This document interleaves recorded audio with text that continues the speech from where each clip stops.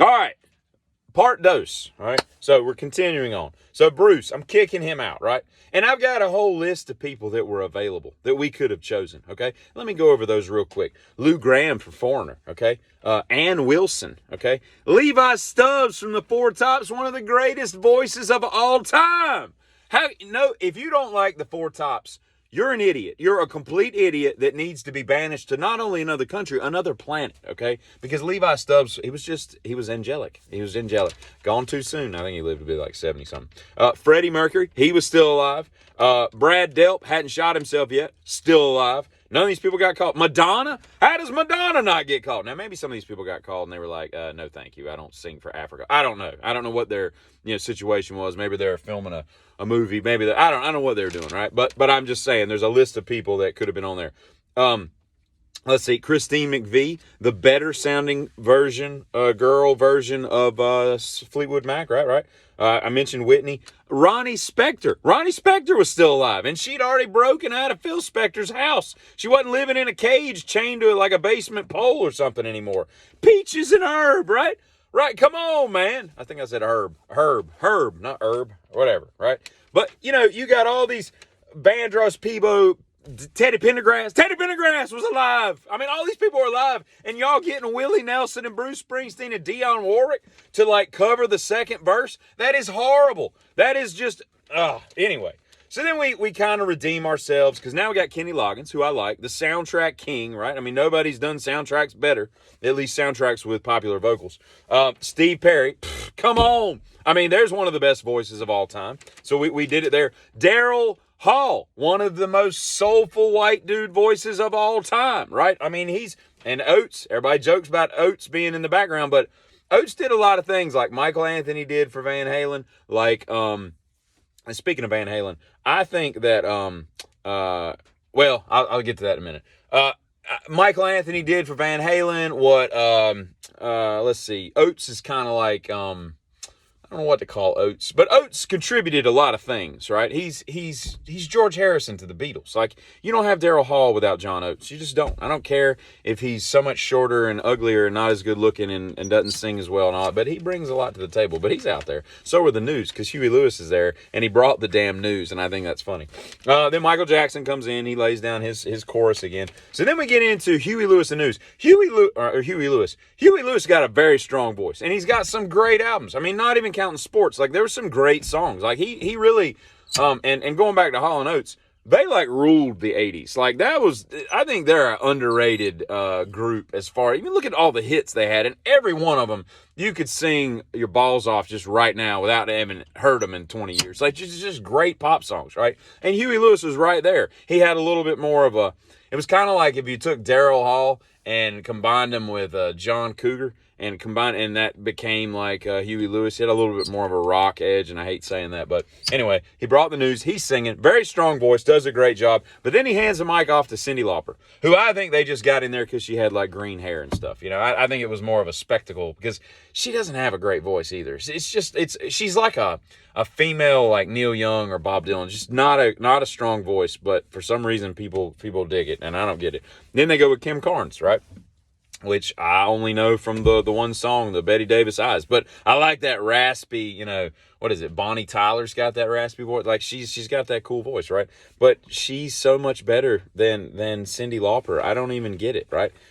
Oh, I'll tell you another one that was alive. Steve Bishop, right? Steve Bishop was alive. Jerry Rafferty was alive. Like, all these people are alive and nobody got a call, right? And what I was saying about Van Halen, I think that Steve Bishop, what was that song from Tootsie that he wrote?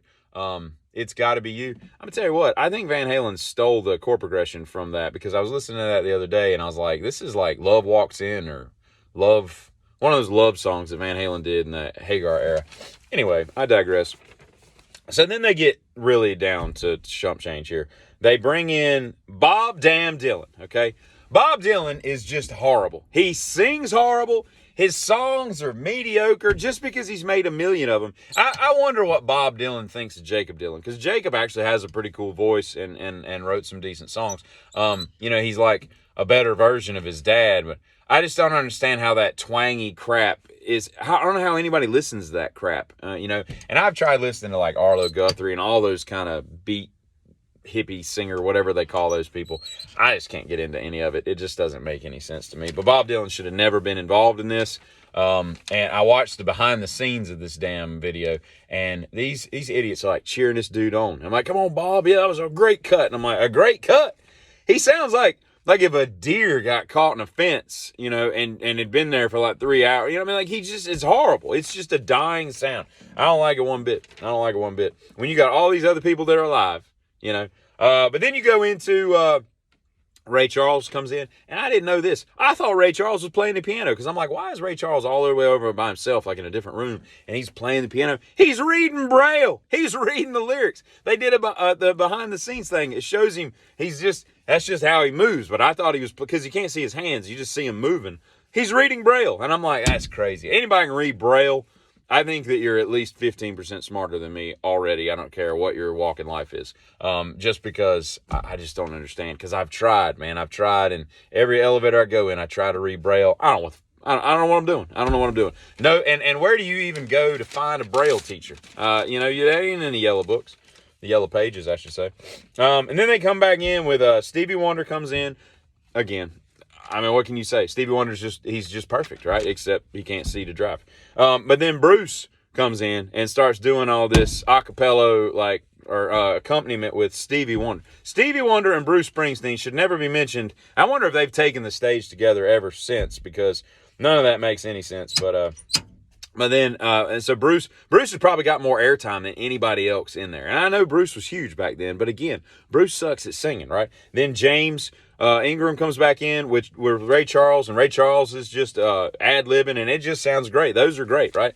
But here's some of the people, okay? Foreigner, Peter Cetera, Phil Collins, Duran Duran, The Damn Police, George freaking Michael, Bono, Kate Bush, Elton John, David Bowie, Bryan Adams. Get his Canadian ass to come down here and feed Africa. Like, there's so many people we could have called, and we got Dionne Warwick and Willie Nelson, Bruce Springsteen, Cyndi Lauper. Like, some of these people. And look, I'm not an Aretha Franklin fan. I don't like Aretha Franklin. I didn't like her.